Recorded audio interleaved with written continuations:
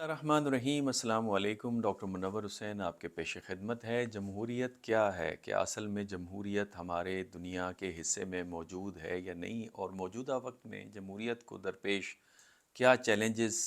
درکار ہیں؟ یہ وہ سوالات ہیں جن کا احاطہ آج کے میں مختصر سے ویلاگ میں کرنے کی کوشش کروں گا۔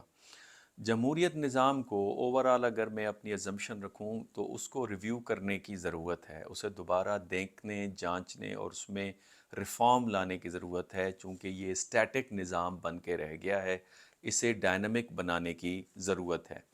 مشہور تعریف اگر آپ جمہوریت کی دیکھیں تو پریزیڈنٹ لنکن نے دی، جو امریکہ کو 1860 سے 1865 تک جنہوں نے لیڈ کیا، اور یہ وہ وقت تھا امریکہ میں جب civil war north and south کے درمیان میں تھی، اور انہوں نے کہا democracy is for the people, of the people and by the people. جمہوریت جو ہے وہ عوام کے لیے ہوتی ہے، عوام کی طرف سے ہوتی ہے، اور عوام کی ہی حکومت ہوتی ہے۔ لیکن یہ ہم سائنٹیفک انداز سے اسے جنرل ڈیفینیشن کہتے ہیں۔ کسی معاشرے میں جمہوریت موجود ہے یا نہیں موجود، اس کے لیے آپ کو اس کے آپریشنل ڈیفینیشن دیکھنی ہوتی ہے۔ دوسرے لفظوں میں جمہوریت کے کریکٹرسٹکس یا اس کی وصفیں یا خاصیتیں اگر کسی معاشرے کے اندر موجود ہوں تو آپ کہیں گے کہ وہ معاشرہ جمہوری ہے، ادروائز وہ جمہوریت نہیں ہے۔ مثلاً پارلیمنٹ کا ہونا، جسے آپ قومی اسمبلی کہتے ہیں، ریگولر الیکشنز کا ہونا، آزادی رائے کا ہونا، آزادی ذرائع ابلاغ کا ہونا،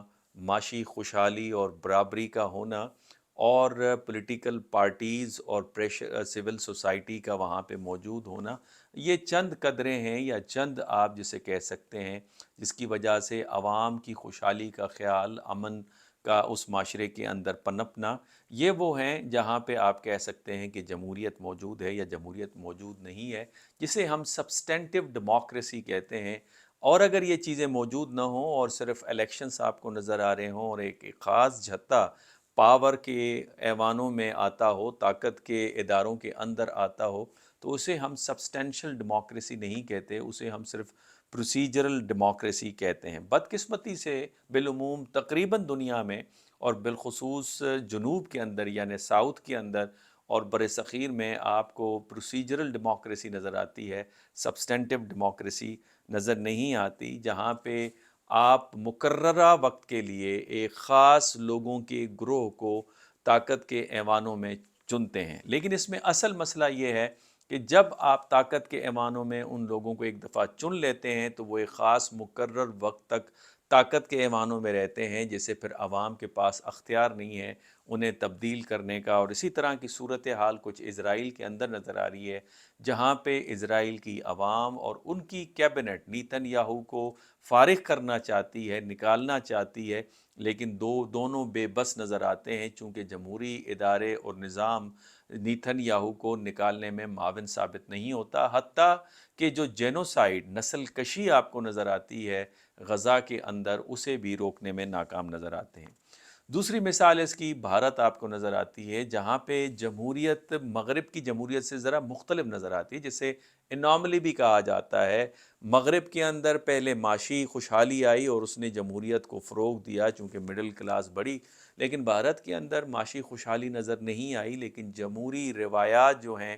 وہ اپنے تاریخ اور تمدن کے ساتھ بڑھتے ہوئے نظر آئی، اور اس میں کمال ان کی لیڈرشپ کا تھا۔ لیکن جمہوریت کے تسلسل کے باوجود ایک ایسا گروہ طاقت کے ایوانوں میں آیا جسے آپ مذہبی انتہا پسند کہتے ہیں، اور جس سے جمہوریت کی جو سب سے اہم قدر ہے، جہاں پہ مائنورٹیز یا اقلیتوں کے حقوق کا، خوشحالی کا، برابری کا خیال رکھا جاتا ہے، وہاں پہ اقلیتیں اپنے آپ کو غیر محفوظ سمجھنے لگیں اور بھارت کی معاشرتی گراوٹ کا سبب بنی۔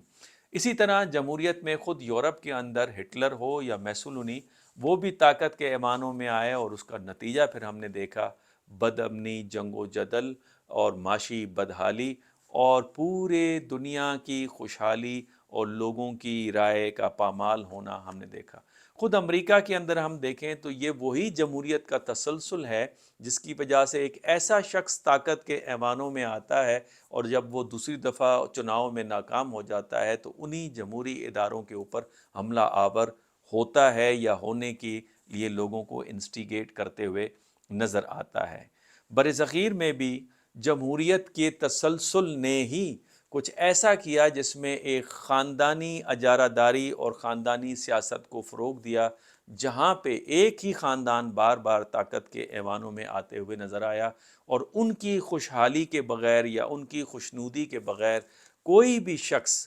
ایلیٹس کے سرکل میں یا طاقت کے ایوانوں میں آنے سے قاصر رہا، اور یہی وجہ تھی کہ یہ ایک اہم ذریعہ بنا بر صغیر کے اندر ایلیٹ کیپچرنگ کا، جس کی وجہ سے آپ باقی سارے مسائل دیکھتے ہیں۔ اصل مسئلہ کیا ہے؟ اصل مسئلہ یہ ہے کہ ہم نے یہ سمجھا کہ جو ویسٹرن ڈیموکریسی ہے، مغرب کی جمہوریت ہے، وہ ہمارے سارے مسائل کا حل ہے، حالانکہ اس جمہوریت کی اساس کو ہم سمجھنے سے قاصر رہے کہ جو پروٹیسٹنٹ ازم کی جو تحریک تھی، جس کو ہم رینائسنس کہتے ہیں، اور مذہبی عقائد اور تاریخی پس منظر اور ان کی ثقافتی قدروں کے مطابق اس کے تسلسل میں ایک جمہوریت جو وجود میں آتی ہے، ان کے لیے خوشحالی کا باعث، امن کا باعث، اور دنیا میں اجارہ داری اور سیاسی اثر و رسوخ کا باعث بنتی ہے، اور کسی حد تک لبرٹی اور فریڈم دینے میں وہ کامیاب نظر آتی ہے۔ لیکن جب آپ مغرب کی جمہوریت کو اپنے علاقوں میں، جس کا تاریخی پس منظر اور ثقافت اور اقدار انتہائی مختلف ہیں، وہاں پہ لا کر اسے لاگو کرنے کی کوشش کرتے ہیں، چونکہ وہ آپ کی تاریخ اور ثقافت کے ساتھ کنیکٹڈ نہیں ہے یا اس کا تسلسل نہیں ہے، جس کے نتیجے میں آپ اپنی تاریخ اور اپنی ثقافت اور اپنے عقائد اور اقدار سے کٹ آف ہوتے چلے جاتے ہیں، اس میں گیپ اور تسلسل ختم ہوتے نظر آتا ہے، جس کی وجہ سے آپ کو وہاں پہ کامیابی نظر نہیں آتی اور مشکلات کا باعث بنتے نظر آتا ہے۔ اور یہاں پہ جو جمہوری ثقافت ہے، سیاسی ثقافت ہے، اس کے اندر آپ کو معاشی جو خوشحالی ہے اس کے اندر مشکلات نظر آتی ہیں۔ ان چیزوں سے بچنے کا فقط ایک ہی حل ہے کہ آپ اپنی تاریخ اور ثقافت کے ساتھ دوبارہ جڑیں، یعنی دوسرے لفظوں میں تاریخی طور پہ جو آپ کا پنچایت، آپ کا جرگہ، آپ کی اوطاق، یہ وہ جمہوری ادارے تھے جسے ہمیں انسٹیٹیوشنلائز کرنے کی اشد ضرورت ہے، اور اس کے کیے بغیر جمہوریت کا خواب ادھورا کا ادھورا رہ جائے گا۔ اور جو اصل فلسفہ ہے جمہوریت کا، جسے ڈاکٹرائن آف سیلویشن کہتے ہیں، جیرمی بینتھم نے دیا، کہ زیادہ تر لوگ خوشحالی جاتے ہیں اور خوشحالی امن کی طرف لے جاتی ہے، وہ امن کی طرف نہیں جائے گا۔ جنگ و جدل، معاشرے میں گروہ بندی اور ایک تناؤ کی کیفیت رہے گی۔